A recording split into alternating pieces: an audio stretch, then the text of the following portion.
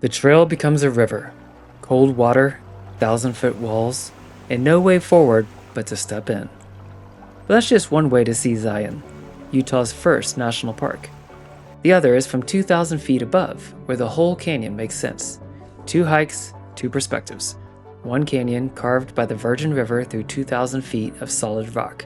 We left Reno early morning and drove through the heart of Nevada.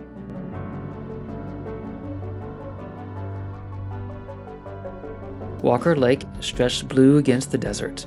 Hawthorne showcased the world's largest ammunition storage facility, and Tonopah showed us its old mining bones. By afternoon, we were on the extraterrestrial highway, where the tiny town of Rachel, Nevada embraces its proximity to Area 51 and leans into UFO culture with hand-painted signs and alien cutouts. We can neither confirm nor deny any alien sightings.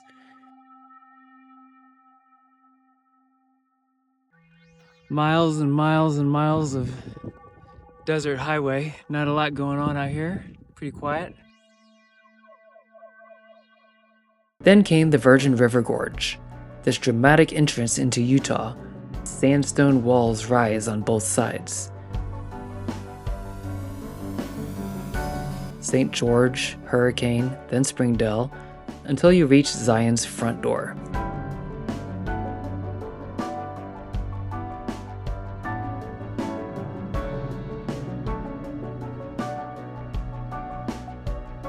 First stop was Zion Outfitter.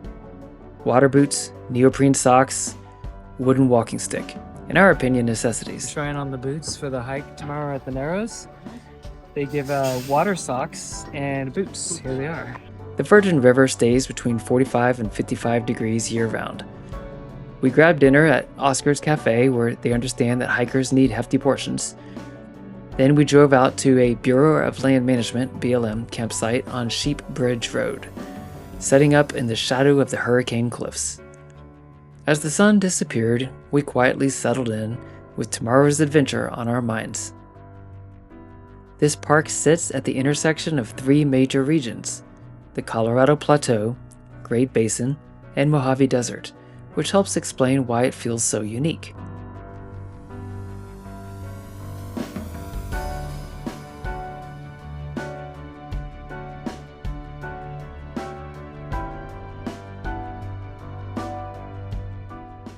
Early morning brought us to the shuttle that takes you to Temple of Sinawava.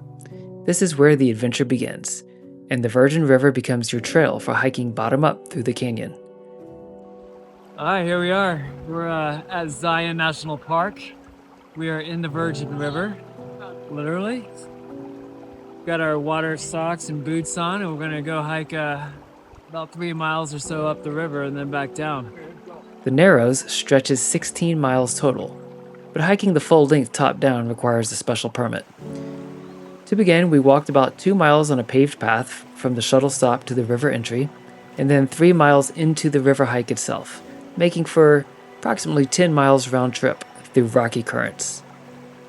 That first step is a shock. The water's cold.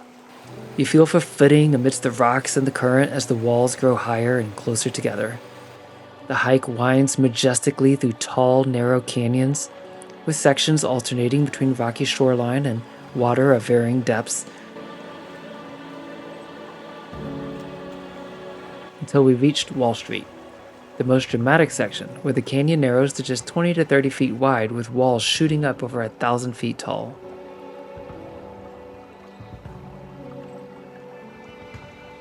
Hey, we're in the canyon, just enjoying an amazing hike. This is incredible. What's in the light turn? We found a side channel where clear water had polished the stone smooth as marble. Sunlight filters down occasionally in thin beams. The air stays cool and the sound of flowing water fills everything. It forces you to slow down, to pay attention to each step. And eventually you turn around.